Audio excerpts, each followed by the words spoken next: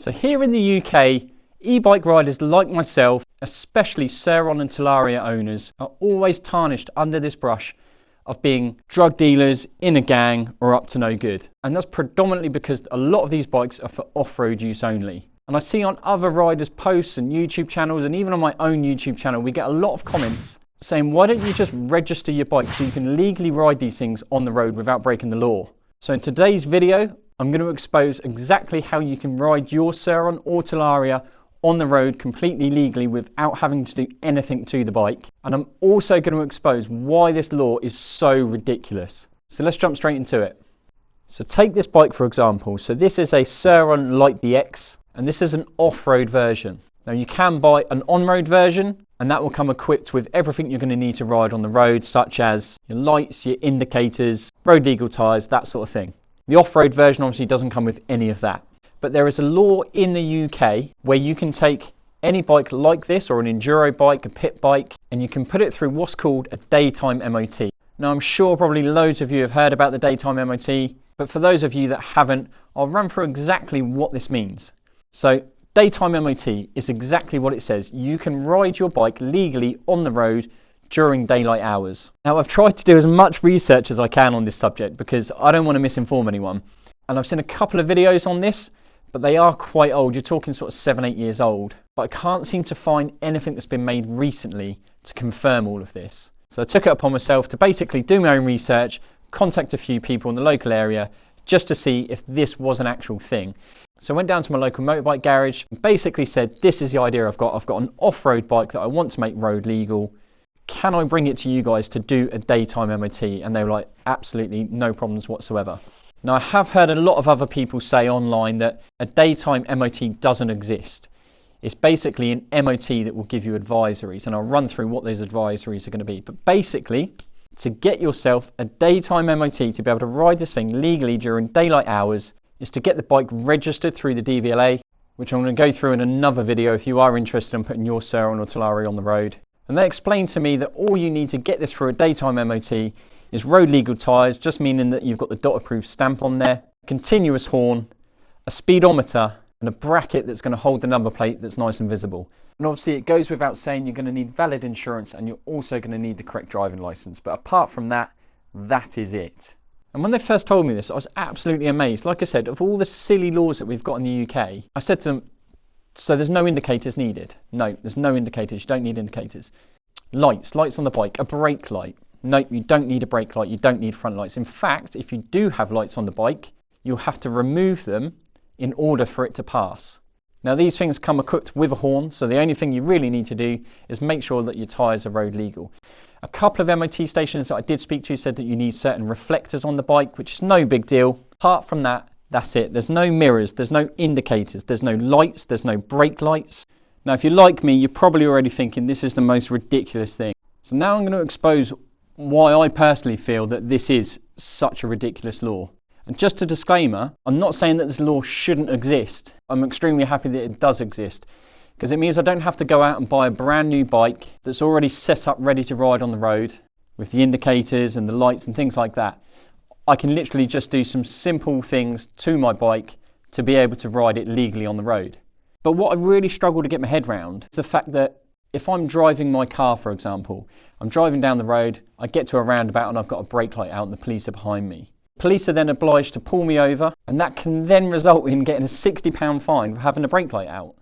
Exactly the same with an indicator. If I don't indicate round a roundabout, that opens up a whole world of law breaking.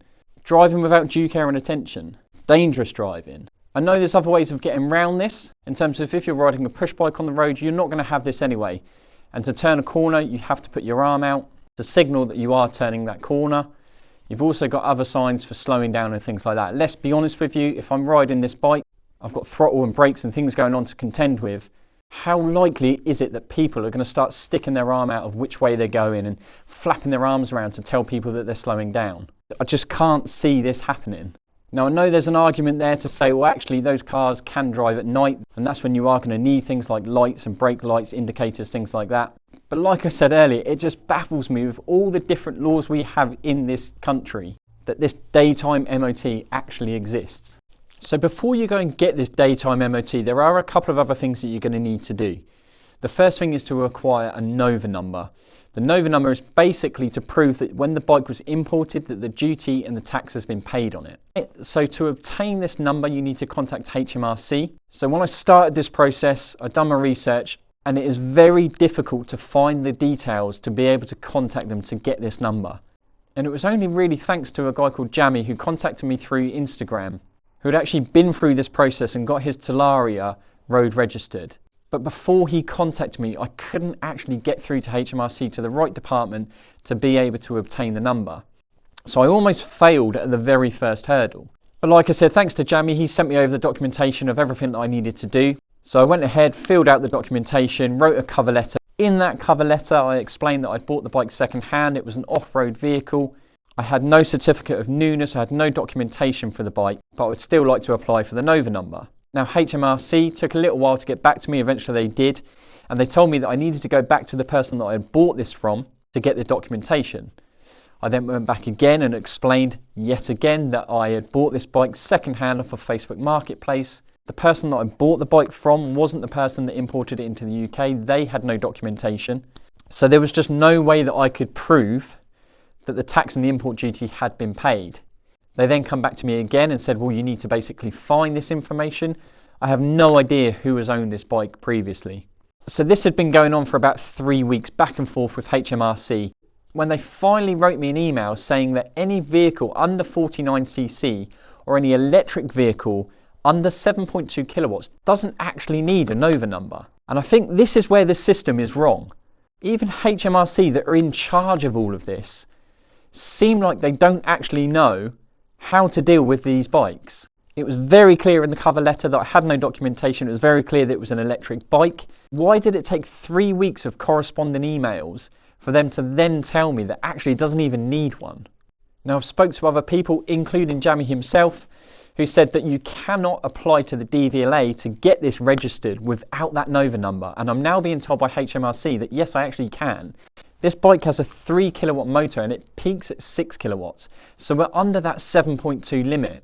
So I've now written back to HMRC to get it in clear black and white for them to confirm that this particular bike and everything that I've told them 100% does not require this Nova number, because I know that DVLA are going to reject this, as they have done for other people that I've spoke to. So it just seems that the people that are making these rules and coming up with the law don't actually know what's going on. Like I said, it's taken 3 weeks to get to this point. I haven't even applied for the registration yet. I was so concerned that they were just going to reject it without this number. And I think this is half the battle.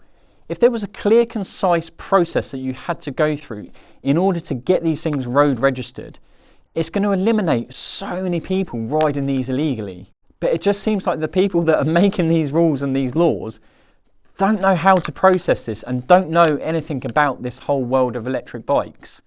Anyway guys, I'm going to finish the video there. I'd love to know what you guys think on this topic. Like I said, there is a very simple way that you can register your bike to legally ride it on the road. For me personally, it just seems that people that are trying to implement these laws are just making it so difficult for people like me to be able to do this. There just needs to be a very clear and simple route on how to do it to make this whole thing so much easier, therefore eliminating so many people riding these bikes illegally. Anyway guys, thank you ever so much for watching. Please go ahead and leave your comments below. If you have enjoyed this or found it interesting, go ahead and give it a thumbs up, and if you haven't done already, go ahead and hit that subscribe button for me. Like I said, I am documenting this journey from getting my bike from an off-road version to a road legal one, so stay tuned if you want to see more of this, and I will see you in the next one. Take it easy.